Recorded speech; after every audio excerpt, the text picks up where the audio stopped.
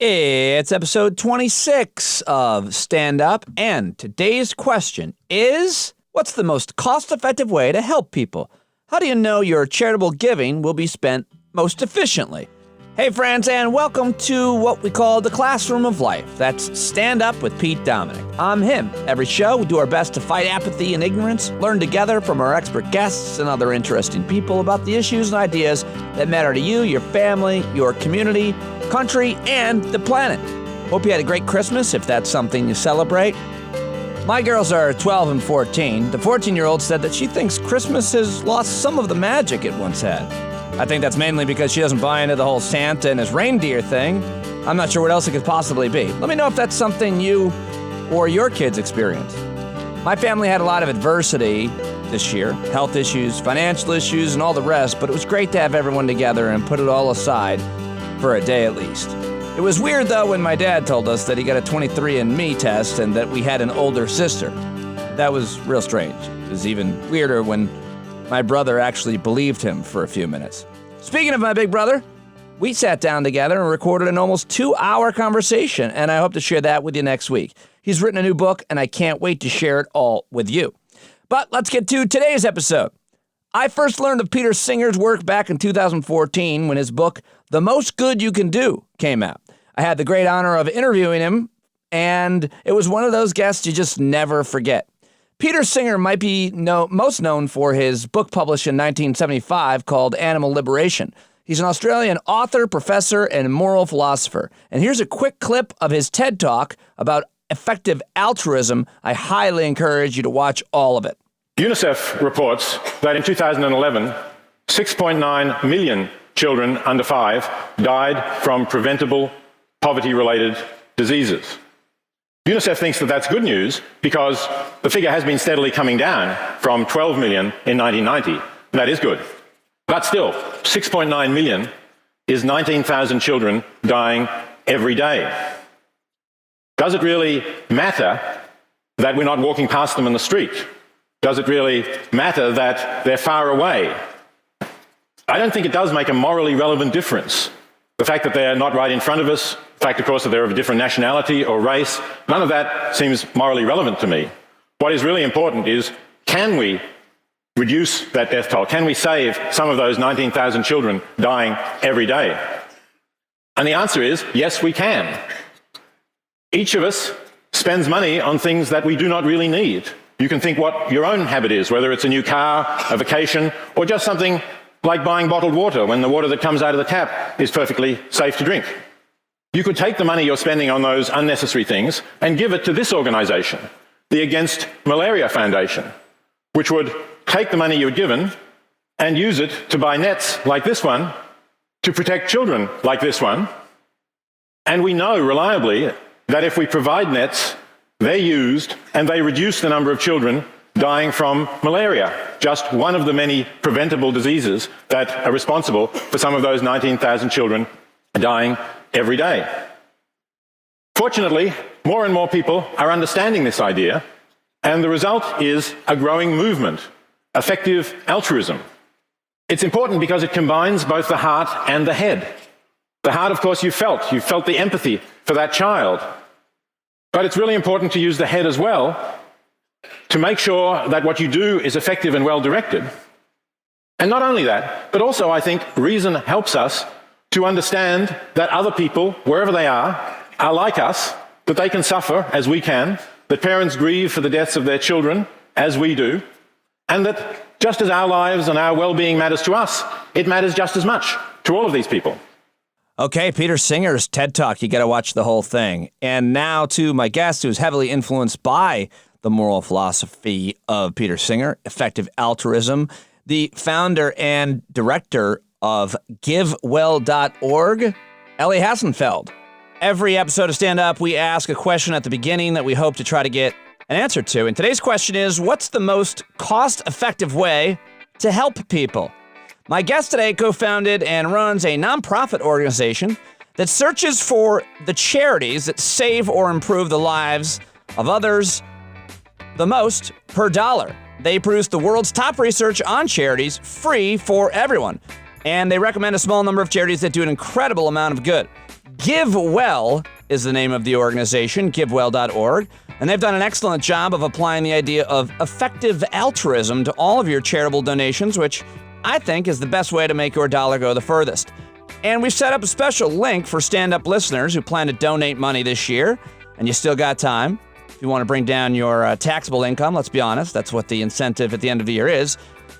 And if you want to do it with confidence, knowing that your money's going to have a real impact, consider GiveWell. First-time GiveWell donors will have their donation matched up to $1,000, which is really cool. I'm so excited to be partnering with them.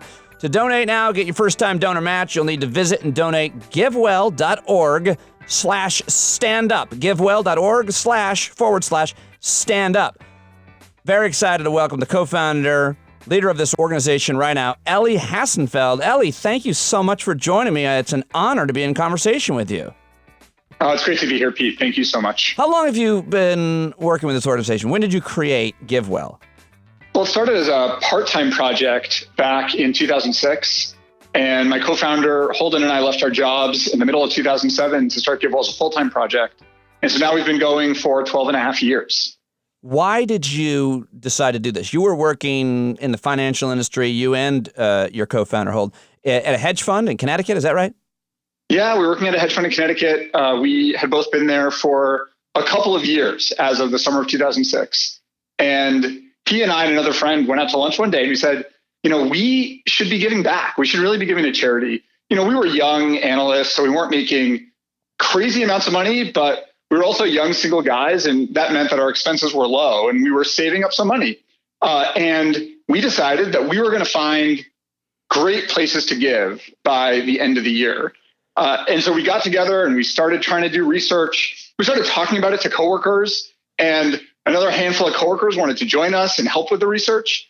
And as we dug in, the thing we found was that there just wasn't good information available to help us figure out what charities did and how well the programs worked. So at the time, I was interested in clean water in Africa. And, I thought I'd be able to go to Google and type in what water charities are the best and get great information about how much it cost them to dig a well and how long those wells lasted and what impacts those had on people's health if they had cleaner water. And none of that information was available. At the time, all that was available was information about how much a charity spends on overhead versus its programs. There's amazing marketing materials available. So I heard more times than I want to remember that $20 provides a child water for life. But I couldn't get anything underlying those numbers. Right. And so that question that we started with, just where should we give, became this passion for Holden and me. We got into a little bit of trouble because we spent, I think, too much time at work researching charity instead of actually doing our jobs. And after finding ourselves staying up till like all hours of the night doing research on charity, about 6 months later in January 2007, we decided to leave our jobs and try to launch this as a full-time project because we ourselves saw how big a need there was, that this information wasn't out there. And, we thought that we could make a difference if we could do great research to help other people in a similar position. You're really challenging my stereotype of young men who work in the financial industry, much at hedge funds. I mean, I use the word douchebag over and over for people, in the financial industry. And I think it's because I'm just so jaded about the idea that you're going into an industry simply to amass as much income as you can, to amass wealth. That seems to be the objective. And it doesn't matter how you amass that wealth. It's the financial industry. There's seemingly no conscience in it. Where did you and Holden and anybody else working in the industry, especially at a young age when you're working those really hard hours and you're probably getting, the crap kicked out of you by the older guys, there's a hazing. I mean, that whole stereotype and assumption I've made is, I know it's unfair, but what was the catalyst for you guys to start caring, especially at that young age, about charity, about charitable giving? Were you feeling guilty? No, I mean, I think that we, for lack of a better way of putting it, we're just a little bit nerdy, and we just wanted to figure out how we could make the world a better place.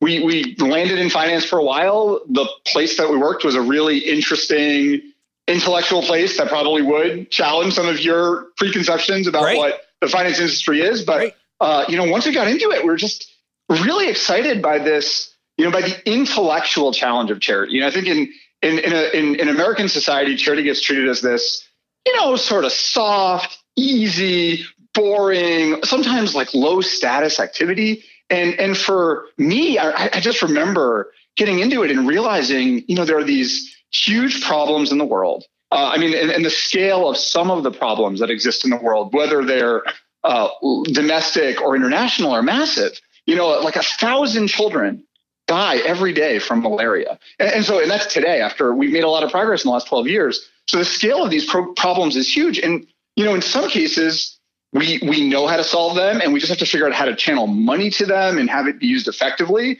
In others, we still need to get the answers. And so, feeling like we could take on this challenge of trying to do the best we could to improve the world was both exciting intellectually because it was so complicated and challenging, but also it was just the sort of challenge that we wanted to take on.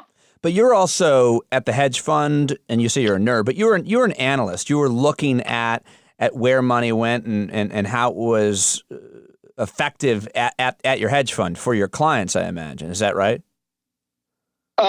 We were researching different sectors of the economy. I spent 2 years in the trading department, where my role was much more focused on thinking about the costs of actually executing trades and then ensuring that we could do so in the lowest cost way. And so actually, I think a lot of the analogies that sometimes people want to draw between the work at a hedge fund where you're assessing in their minds like companies and then transferring that over to what we do here and we're assessing charities, it actually is like pretty dissimilar. And I think that a lot of what I learned there was the skill of a certain type of critical thinking, a question that you really need to ask in assessing markets. And this is so long ago for me that I'm definitely not the authority in any way to speak on it. But a question that we asked a lot was, you see some price rise in the market. Well, how do you know what really caused that? Do you know what caused it? And can you predict that happening again in the future? Right. And that's the type of question that I think charities don't get asked enough. You see that a charity is doing a good job training people to get jobs, and people that walk through their door on day one end up in jobs 3 months later. But what people tend not to ask is, where would those people have been if the charity wasn't offering the program? The person that chooses to come walk in the door and go through the 3-month job training program is a relatively rare type of person. And that question that we ask a lot, the question of the counterfactual, what would have happened in the absence of the charity, is a really important one that can get to the crux of how much good charities are accomplishing. Yeah, you guys seem to spend a tremendous amount of time doing research and asking questions, analyzing behavior, why people behave the way they do, give the way they do, and also researching the effectiveness of different charities. What's the difference between GiveWell and an organization like Charity Navigator? So the biggest difference is where Charity Navigator goes very broad, we go very deep. And there's, the benefit to going broad is that Charity Navigator can give you information about almost any charity that you want to find out about on its website. The problem is that often the information that it has to rely on is publicly available information by and large. So, things like, does the organization publish, information about its governing structure, and does it follow all the rules that charities has? Is it a transparent organization? Or how much does it spend on overhead versus fundraising? But neither of those types of information get to the question that a donor really should care the most about, which is, what does the charity actually accomplish? If you give this charity $1,000, what's going to happen because you gave them $1,000? And we try to answer that question. And the only way that we know of to answer that question is to go incredibly deep on individual organizations to really understand them, their program, and how they use money. And so where Charity Navigator is sitting at a very high level, reviewing a lot of public information, we're doing things like spending hours on the phone with the organization to understand what they do and how it works, how they check whether their program could be failing. We, visit their headquarters, visit them on the ground overseas to see the program in action, really vet the way they say they'll spend additional funds, and then continue to track that over time to see whether or not what they told us was right. That is very labor-intensive work, but it gives us the best ability to predict how they'll use money and what that means for the impact a donor can have if they give. Back in 2014, I interviewed Peter Singer, and I interviewed 3 people, 4 people a day, 5 days a week for 12 years. And so it's hard to kind of stand out, to be memorable, because there was a lot of amazing people that did amazing work and really impressed me and my audience at SiriusXM. But I never forgot Peter Singer and his work, certainly on animal liberation, but more importantly to me, his this concept of effective altruism. How much has that theory influenced the work that you do at GiveWell, and how much do you guys give credit to that idea? Is he the originator of effective altruism, that idea? I mean, I'd say he's the philosophical ancestor of a lot of what's happening in the effective altruism movement, because he has this really famous thought experiment that I'm sure he shared when he was on the program, which says, you see a child, imagine yourself walking to work one day and you see a child in a pond and the child's drowning and there's no one else around to help that child. We know that none of us would hesitate to jump in, grab the child and save their life. But when that same thing happens with a child who's not in front of us, when we have to give money to a child who's 10,000 miles away overseas, we don't take that same action, and we certainly don't take it as easily. And that basic idea of trying to combine that instinctive altruistic feeling that we all know we have, almost either an obligation or the opportunity to help, with some amount of rationality where I know I've visited them, I've seen them, the people themselves in East Africa, knowing that if you just could put yourself there in your mind's eye, you would feel the same way about the children there as you do about a child you might see in the pond that you walk right by. And that idea has motivated so many people who, play a major role in what GiveWell does today and what other groups in the effective altruism space do today. And Peter Singer himself has just been has had incredible benefits on the work we do, because he's been out there talking about this idea of being altruistic and doing so effectively. And that's brought so many people into the movement and into the work that we do.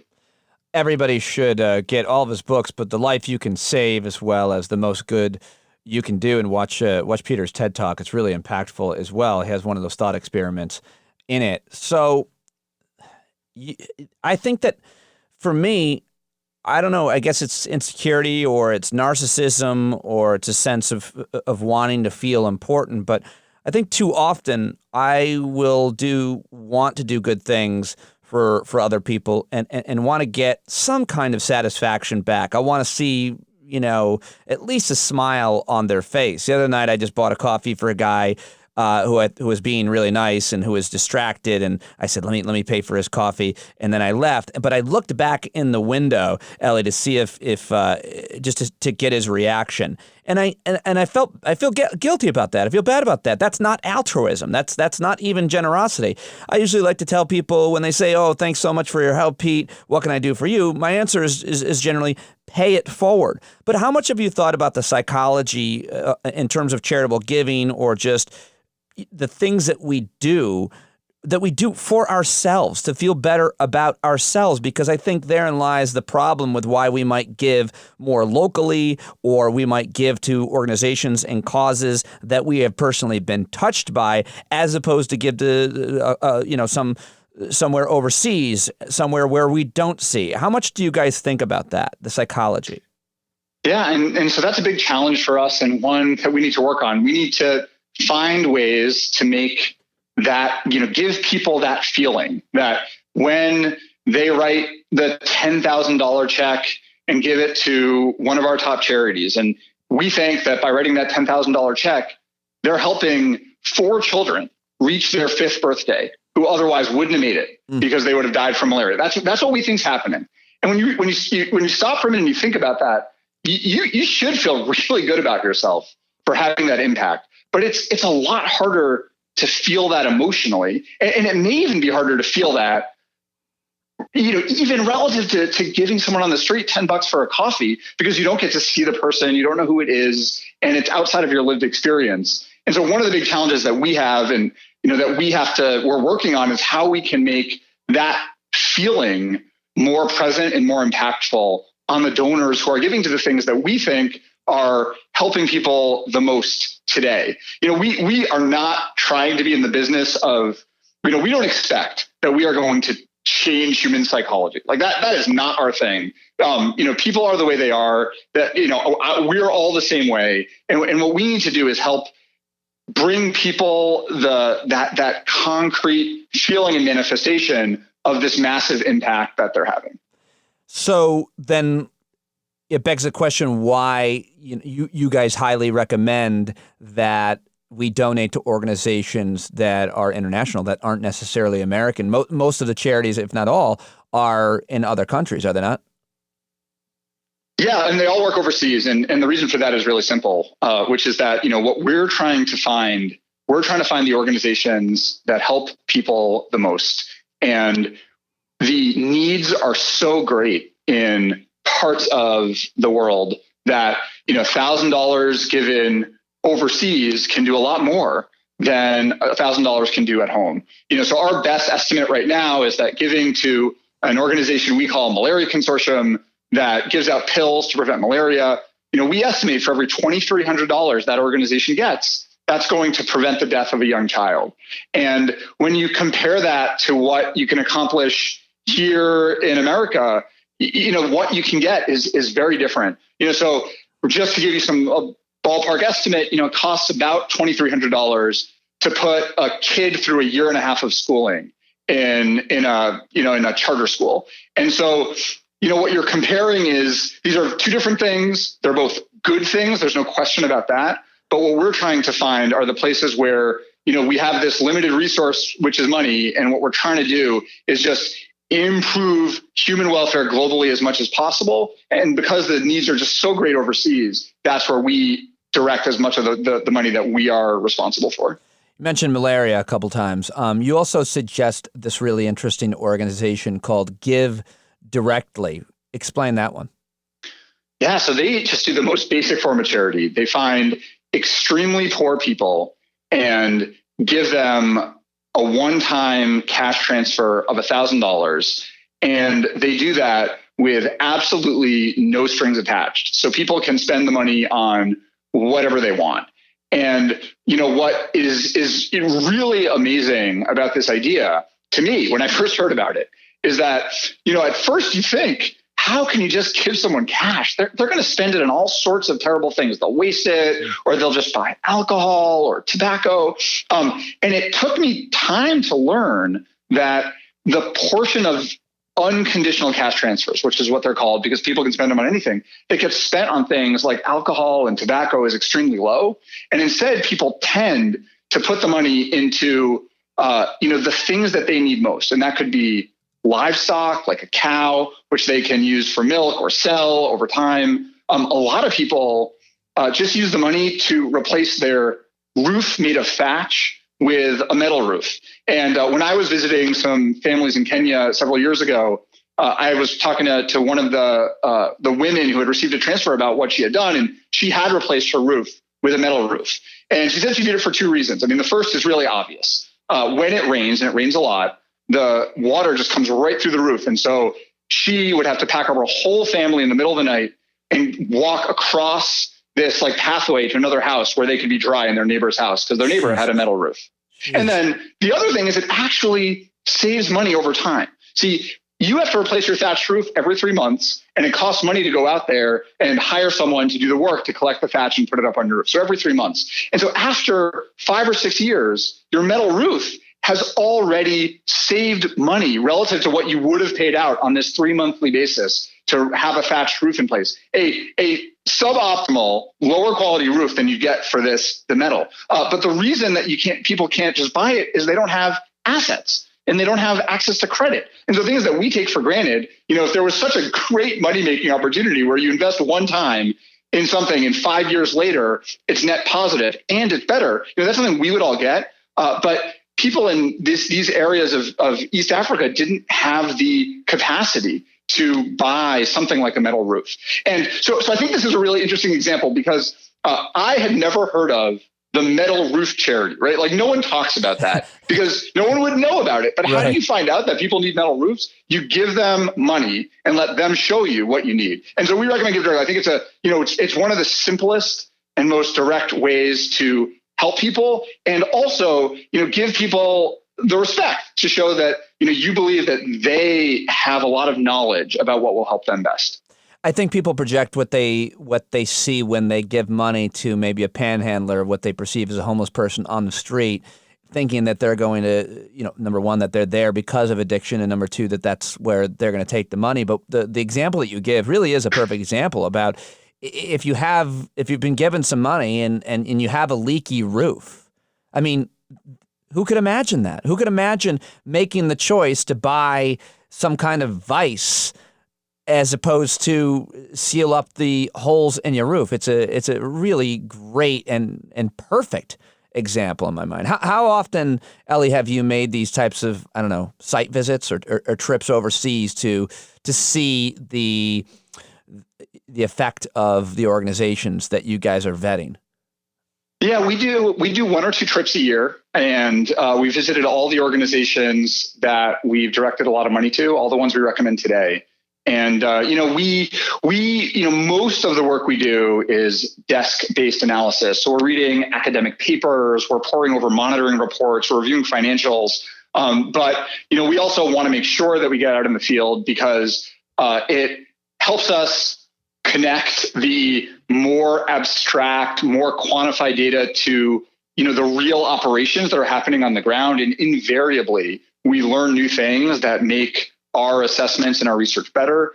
It also just helps us ask better questions about what's happening and just better understand the programs. And so, we're out there pretty regularly because it really helps us, do our work better.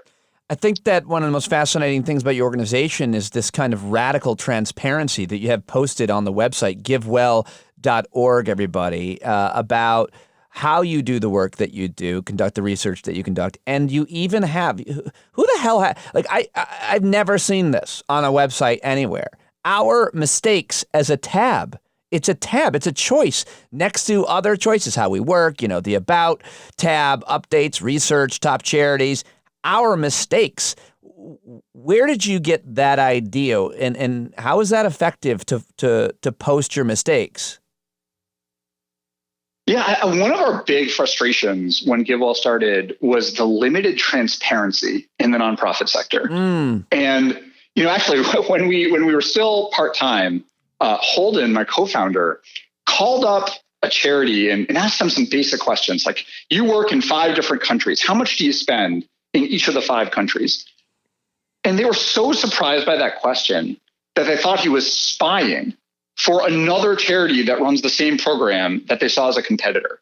And this to us is like totally crazy. They're literally, what is their mission? These 2 charities have the same mission, help people in a certain way or in Africa. And so they should be partners. They're trying to accomplish the same thing. This isn't the world of the corporate sector where, Pepsi and Coke are competing against each other for market share.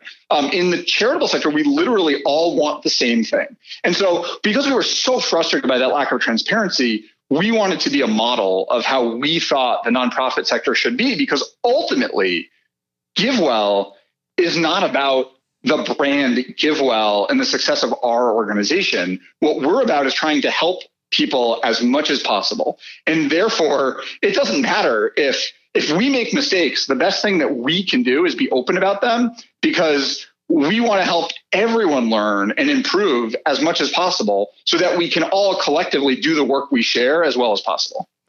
Yeah, but I guess, I mean, a lot of these nonprofits, even though they have similar causes, they're in a way competing for resources, for funds, right? And those funds go to their salaries. I mean, it's you want to think that that nonprofits are far more noble than a for-profit company or than major corporations, but just their own existence, their own jobs, to protect them, they do have to get as many resources and raise as much money as they can, right?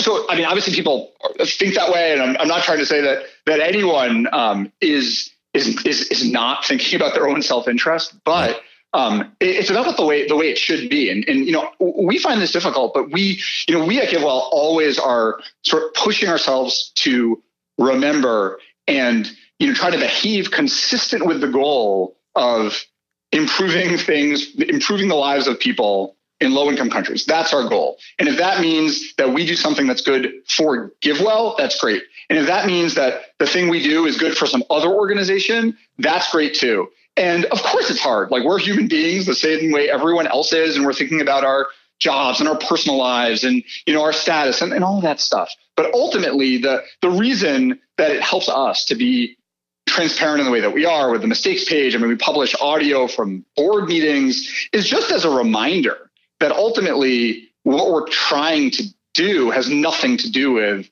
our institution itself. Like, that is not the goal. The goal is to get things out there to help others as much as possible. I read that you published the audio from your board meetings, and I thought that was fascinating because it must change the nature of the board meeting. It must create a better sense of responsibility and ethics to do and say and the correct things, the right things, with the right reasons.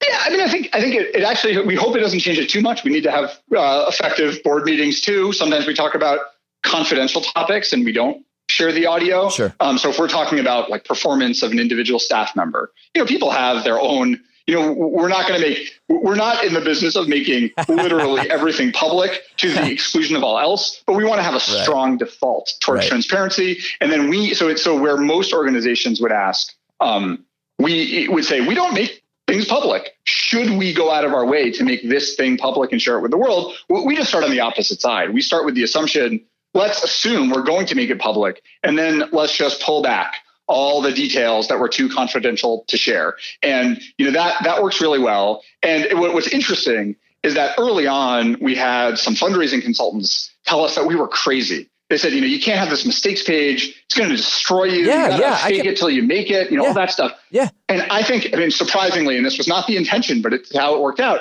the mistakes page has been one of our best marketing tools because people see it. And I think they really resonate with what's on there. You know, we update that page regularly. We talk about things on it that are real mistakes that we want to improve. And it says something about who we are as an organization. And so I think in the end, it's actually helped us to be so open about the things we've done wrong. I'm so unbelievably impressed with the organization, the cause, the way that you are doing the work, why you're doing the work, of course, and which is why I'm so psyched to have you on and to partner with you. GiveWell.org/standup right now. They will match any donation up to $1,000. I really hope you'll consider it. Now, you guys have a handful of organizations that you recommend under your top charities. Why? Maybe I'm not going to say so few, but why select this number of organizations, and how do you kind of select them in terms of the way that they vary from each other, from one another?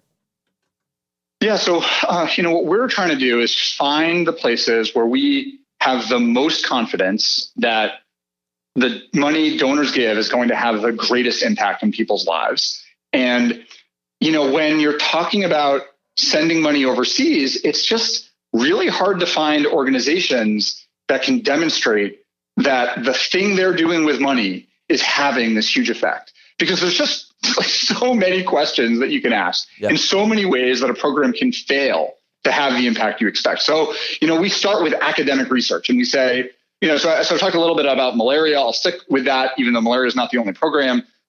Malaria nets. I think a lot of people have heard about them. You know, you can send a malaria net. People put it up in their house, and it protects against the mosquitoes that transmit malaria. But I mean, the obvious question is like, do they really work?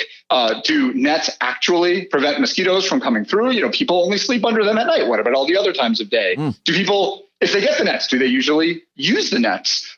Do the nets last long enough that they have an effect?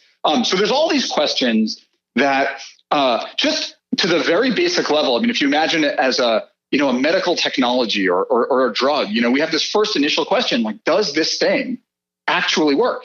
And with malaria nets, the evidence is really strong. There are more than 20 randomized controlled trials. That's the standard that we use for medical treatments that assess nets efficacy, how well they work. And they show that when you give out nets, people tend to use them. It reduces malaria cases. It reduces deaths. So we know that. But for the vast majority of things that charities are doing, we don't have that piece of information. We just don't know. And for us, we want to focus our energy in the place where we have that better information. But once you get past the academic research, it even goes further, because then you have to find the organization. And you say, well, can this organization effectively deliver nets into some of the most difficult places in the world?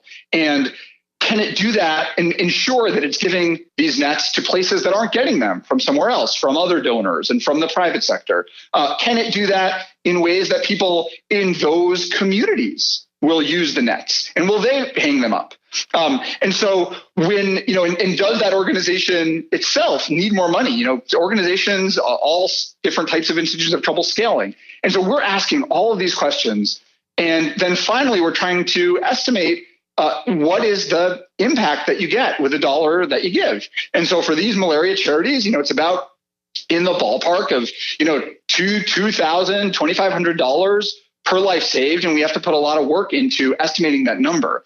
And then when we step back and say, well, why these organizations? It's because the combination of those three criteria, what we would call evidence of effectiveness. So is the program actually working, where, we're both relying on academic research and the organization itself? What we would call room for more funding, can it utilize additional money and put it to good work where it's needed? And then finally, that estimate of cost effectiveness. Is it getting a return that's consistent with some of the highest return on your donation charities out there?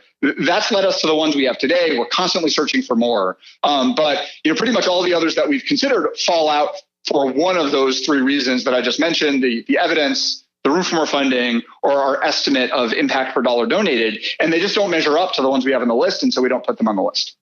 You guys are doing an awesome job, and I prepared a lot to talk to you today, and there's a lot of really, really good articles out there that people can look up that take a look at this organization, GiveWell.org, and Ellie himself and the work that they're doing. What's next? How do you grow?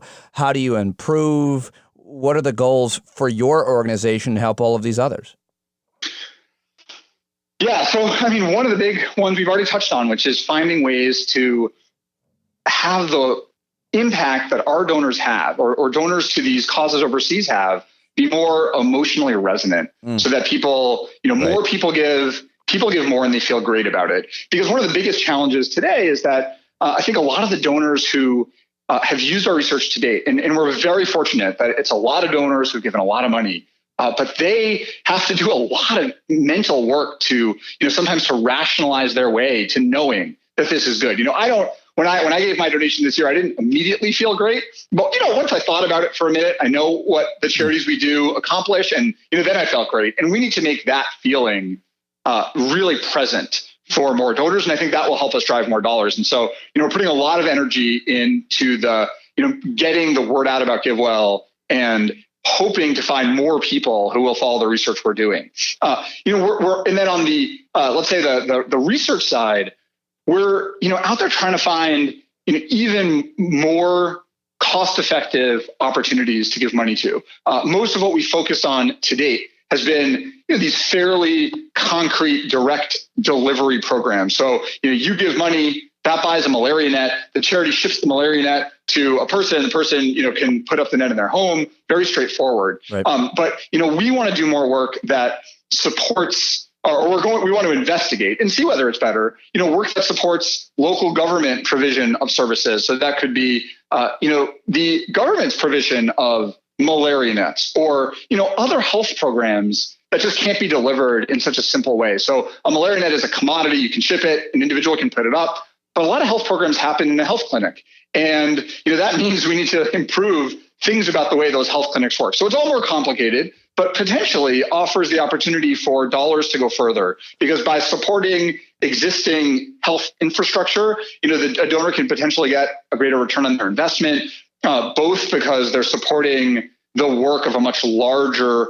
pool of money, but also because it offers the potential for sustained gains. If you can enable a government to deliver its neonatal care program more effectively, and it can do so over time, then the donation someone gives today can have much larger impact. So those are just some of the things we hope to work on in the future. You're saying the difference between charitable organizations and the type of work they do and why they are needed versus what might have a better effect, which would be changing government policy to government policy that works better, that takes people's taxpayer money and does what these charitable organizations are do, which you guys are doing such a great job researching and vetting. Basically, having an effect on government policy-oriented philanthropy. Well, I'll give one concrete example. Just to it's policy, but it's also assistance. So, there's a handful of interventions that improve outcomes for newborn babies in parts of Africa and all over low and middle income countries. When my children were born, we were in a really nice hospital in San Francisco. We got great care, and I was really glad that we had that care available. The same level of care is not available in many, many parts of the world. But if we can support the delivery of, some of these really cost-effective evidence-backed interventions through the health clinics, we can potentially save the lives of many newborn children and hopefully lead to better long-term outcomes if they don't have to go through the same types of sickness early on. And so these are interventions that are things like putting a topical ointment on the umbilical cord stump after the baby's born to prevent infection. Other programs to improve baby warmth early in life. Things like probiotics to newborn babies has strong evidence. And so if we can support the delivery of these programs through the government's health systems, and then the government takes those programs on over time, then that could potentially offer donors an even larger opportunity to have higher impact with the money that they give. Yes, that's awesome. That's great. Anything that I didn't ask that you want to mention? No, I think we've covered, most. What GiveWell is all about is doing deep research to help donors help people as much as possible. And so, we encourage people to go look at our list of top charities and, give to the ones that they think are most effective. And psyched to be partnering with you. Stand Up listeners, if you donate money this year, by the end of the year, you're a first-time donor. There'll be a match up to $1,000. GiveWell.org/standup. It's an honor to have you on the show, man. You guys are doing really, really great work over there, and I look forward to talking to you again and reconnecting. Ellie Hassenfeld, thank you very much, and all the best in 2020. Looking forward to talking to you again then. Thanks, Pete. All right. I look forward to it, too. My pleasure. Well, hopefully that convinces you to donate to charity. If not, I'm not sure what will.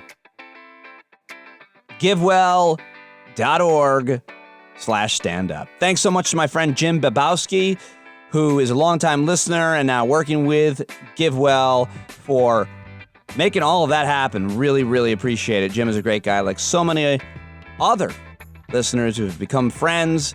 Don't forget to subscribe on Patreon if you haven't already. Patreon.com/Pete Dominick. If you're listening on Friday, have a great weekend, and we will talk to you on Monday. Thanks so much, everybody.